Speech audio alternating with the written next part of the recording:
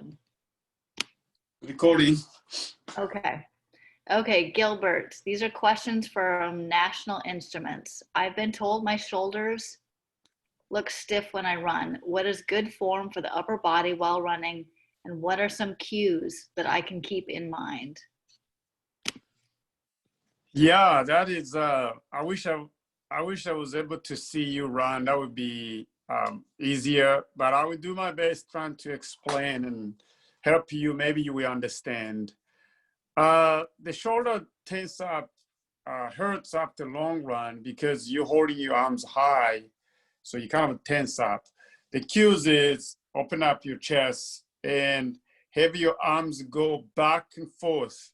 Have a 90-degree between your elbows and your forearm. So when you're running, think about you pulling a rope. Think about you going back and forth. As the left arm synchronizes with the right arm, you open up the air.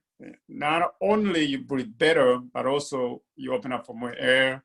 And when you're done, you run, it's not gonna be hurting. So if it's something you've been doing it for years, you probably need to add some exercises. Maybe get some weight, 10 pounds, and start practicing in the morning before you go out and run.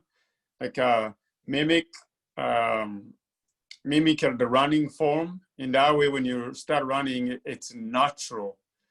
The other way to do it is pull-up, push-ups. Those helps to develop those muscle. And if you try that, hopefully your run will be much better. You get more air and you don't feel like your shoulders are killing you at the end of the day, at the end of your run. Excellent. Okay. Let's see. Question number 2 from National Instruments. For the past 10 years, I run 10 miles. For the past 10 years, I run 4 miles every day as fast as possible. Every run, I give my full 100%. What can I do to train to improve for speed? And also, as somebody who only runs at maximum intensity, is there a benefit to running at a moderate speed? Once again, that's a tough question. It all depends on what you're trying to accomplish. I wish I was with you and learn more about why you like to go hard every day. What's the purpose? What's the goal? I believe that every run should be different and every run should have a goal.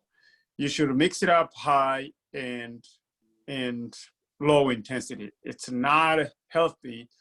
I guess since you've been doing it for 10 years, it works for you, but it was something I would never suggest to run hard every day. So some days you go out, you run hard, some days you go slow. Every run should have a purpose. And that way, when you combine the high intensity and the low intensity, the medium, you have a good pace.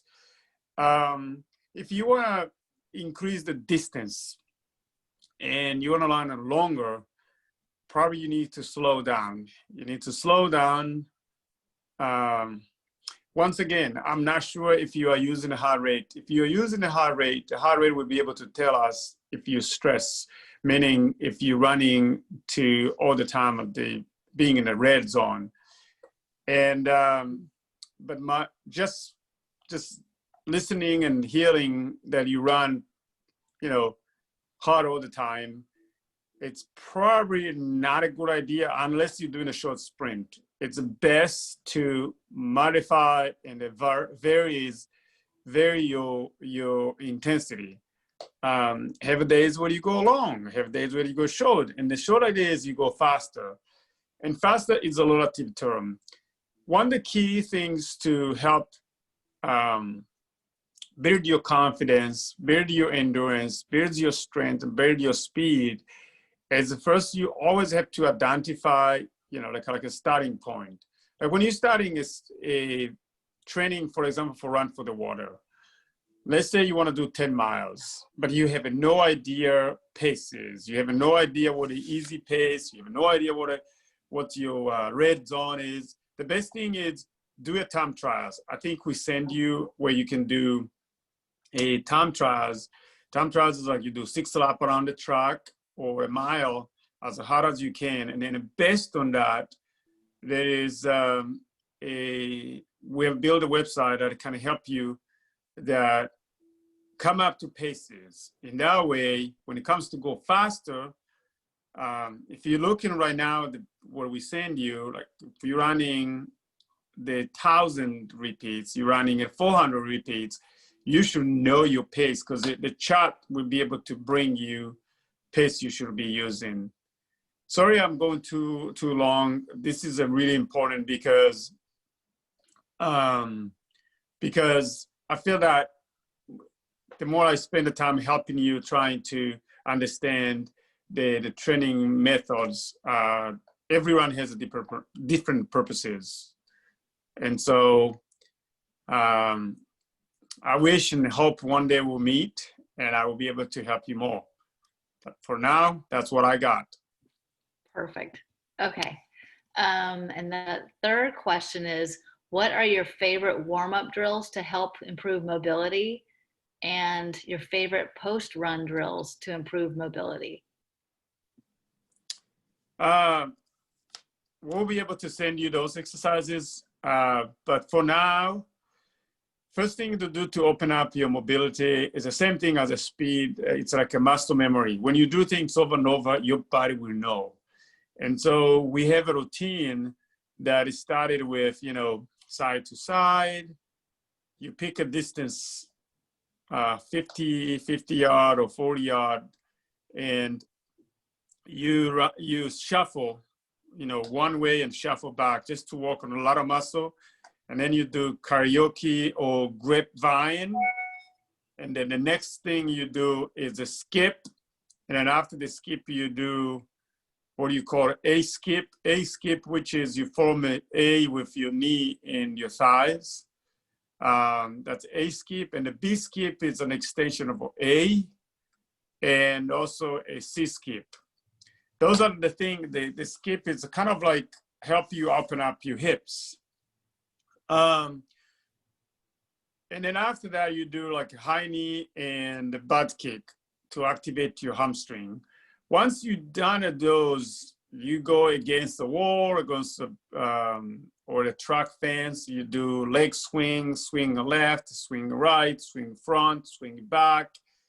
And then you can also go do down, just do a scorpions or single leg windshield. All those exercises I will be able to send to you, but it helps if you do that on a regular basis, especially before speed or before the hard workouts. Your hip will move better, and you move better, and you prevent injuries. The study shows that people that do drills, they don't get hurt as much as the people who just get out the door and just do the workouts.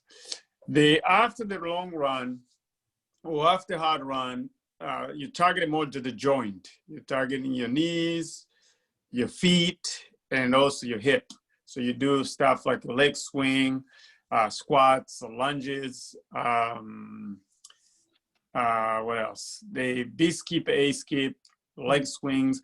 All those exercises, again, is put everything back to normal. Because if you run hard and you sit in a car, the next thing, if you do over and over, you're probably gonna get hurt. So prevent injuries by doing drills before and after, and don't forget to do your strength too.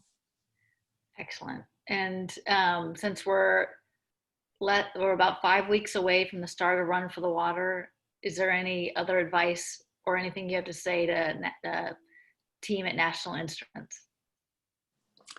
First of all, I want to thank the team at National Instrument for helping us out to bring clean water to the people of Burundi.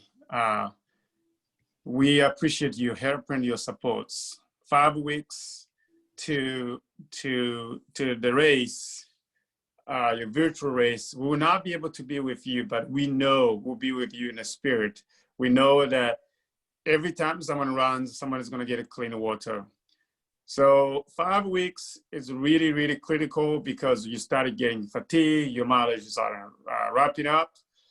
My recommendation would be 5 weeks. You have 1 more weeks to go hard, and then after that, you're gonna start tapering. The tapering means all the hard work you've been doing it's gonna pay off by started reducing the intensity and just focus on the tune-up, get better, build your confidence.